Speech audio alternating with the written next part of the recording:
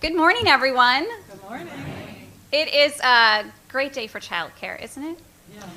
It is. It is.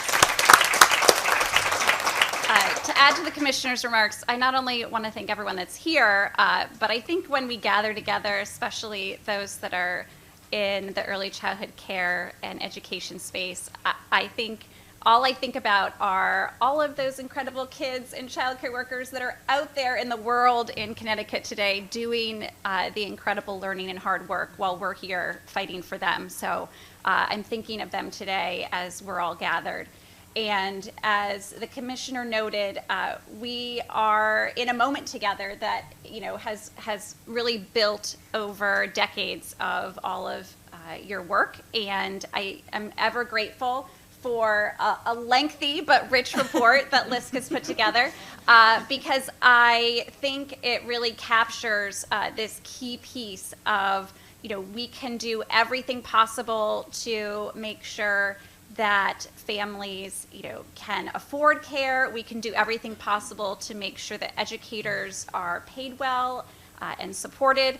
But if there simply aren't the quality facilities available, then we're really missing the mark. And I would just share, as one of the legislators in the House who has been leading House Bill 5003, in partnership with Representative Paris, who's chair of the Children's Committee, and Representative Chafee, who's also been a core part of our 5003 effort, and Rep. Wiehlander as the Early Childhood Caucus chair, we knew in coming forward with the House priority bill that we wanted to focus on how could we deliver faster funding for families, how could we attract and support the early childhood workforce, and then finally, how could we create and update our child care facilities.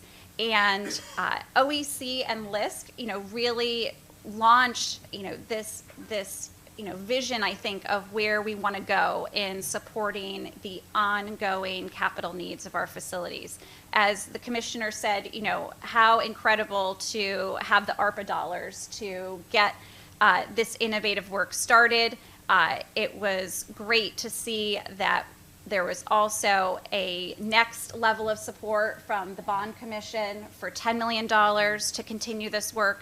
But we know, just like all of our K-12 schools, this isn't a one-year and done scenario for our early childhood facilities. And that's why a key piece of the House Bill 5003 was establishing an ongoing bonding allocation up to $100 million that is meant to really make sure that there is that ongoing yearly support for early childhood facilities of all sizes, both centers and family-based care.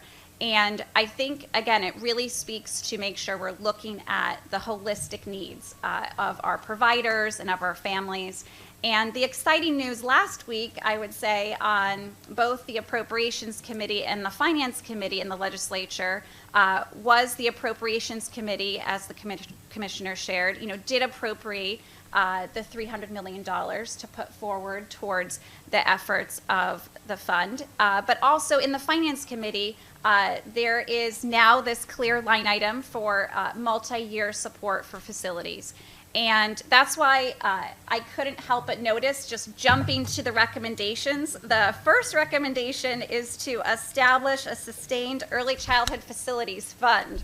And as the commissioner shared in our negotiations, this is front and center because we want to fulfill this to make sure that, again, our providers and families really have those high quality learning spaces that they and every child deserve. So I can't wait to learn more. We've been learning from other states already to put together the components of this bonding program here in Connecticut.